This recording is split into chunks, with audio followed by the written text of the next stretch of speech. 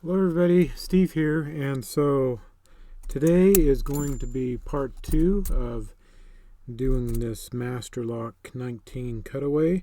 So real quick, I'm going to be taking these plates and doing the cutout windows along the shackle and also the actuator and where the core is, and then I will also make some cuts in the core so we can see the pins, and so we should be able to. So let's head out to the shop or the big garage. Welcome out to my shop, or like I like to refer it to, the big garage. And before I begin, make sure that you ignore my mess. You can see that the lock is in the vise right now, and what I'm actually doing is I'm actually drilling out the lock where the pins were. And the reason why I'm doing that is I'm making the holes bigger, because rather than use the original pins that were in there, I'm actually going to be using some, they're standoffs, but they're aluminum standoffs that are threaded on both sides. Okay, the next step is to actually start the cutouts, and so obviously I've gotten the lock body mounted in the vise again and clamped up, and I got the pins in there to kind of keep everything nice and straight. And as you can tell, I also have the windows marked out on where I want them to be cut, and so the first thing I'm cutting is the longer portions. And of course, you might be surprised that I'm actually just using an angle grinder at this point, rather than using a saw or anything like that. It makes it a little bit easier for me to do this. It takes a lot less time and a lot less work, and besides, who doesn't love watching all those sparks flying off when you're grinding? But anyway, so the first ones are the longer ones, and I only have the plates that I want to cut. I've taken some of the plates off, so of course it looks a little shorter. And then after I make the big cuts, then I will split the body in half and do the smaller cutouts that only take a few plates. So anyway, enjoy the sparks, enjoy the show.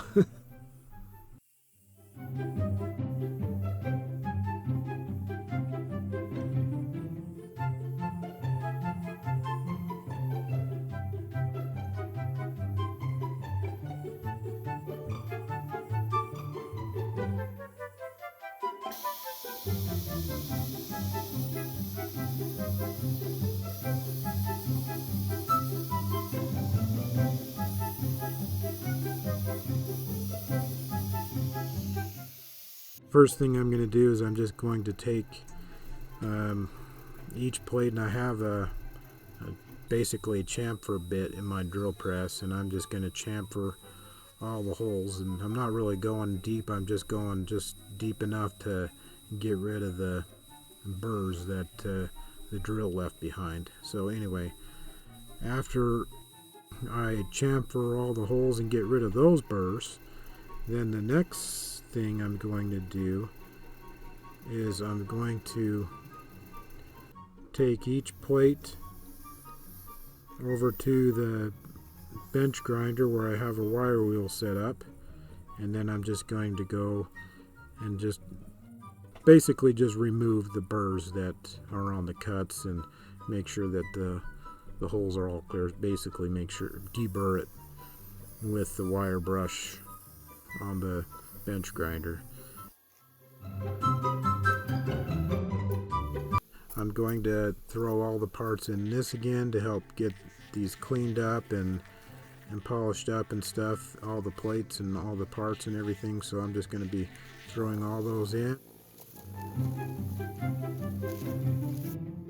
I'm going to start working on the core, and the first part is the main housing. Of course, we had the back end of it, since it was a crimped core, we had when I had taken the lock apart, I had used my Dremel to kind of cut away the part that was crimped into the core.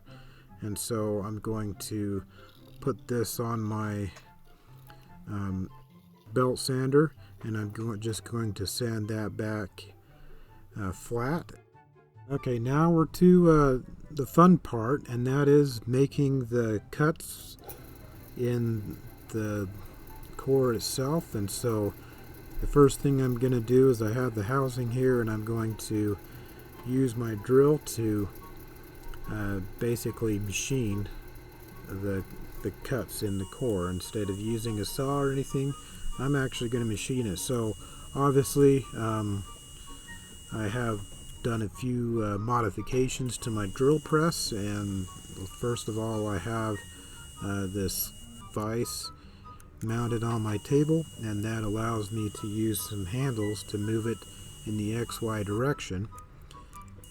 And then I have some clamps and stuff like that set up so that I can control the travel and make sure that all the cuts are all the same. And then mounted in the drill itself, I actually have an end mill put in there, and that way I can use that to drill down into the lock, and then I'll use my vise and use the handles to just make the cut.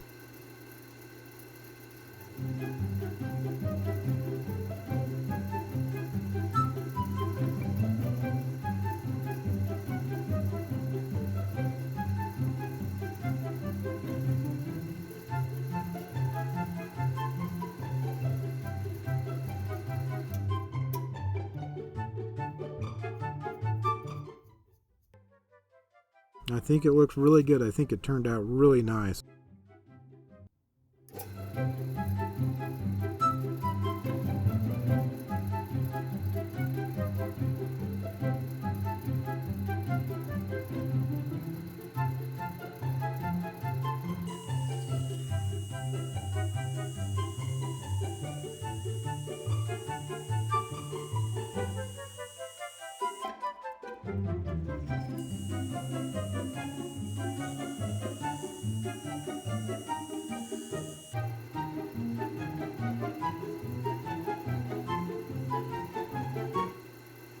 Okay, there we have it. All done with that core and the housing. I think they both turned out really well. And I'm doing now I need to do a little bit of cleanup work, but I think it fits in there. It looks really nice. Okay, welcome back inside and welcome back to the desk. And so now we got all the cuts done in the body and in the core. We got it all cleaned up and everything. Now it's time to put this together.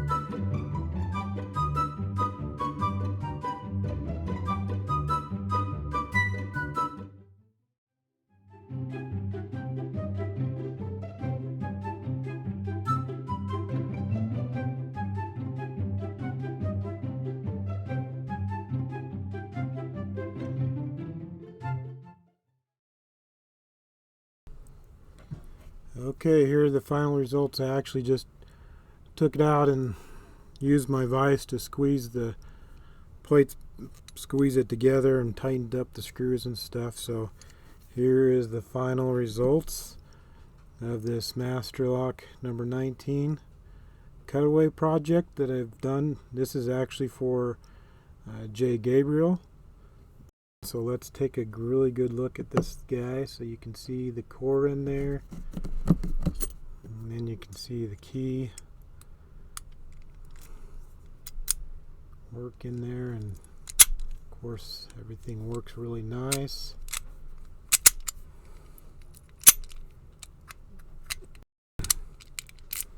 We can see the locking pawls and the shackle and everything. There's the top. I think it looks really nice with having these screws in there. And the sides. And then there's the bottom. Master Lock number 19. And of course it's not going to focus. There we go. Master Lock number 19. So then we have the screws on the bottom too, so looks really nice. I think it turned out really good.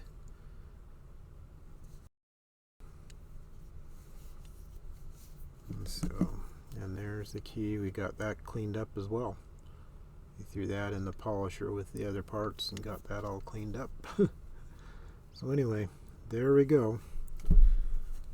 Just one kind of final look after I kind of squeeze that all together, and so one okay, come on.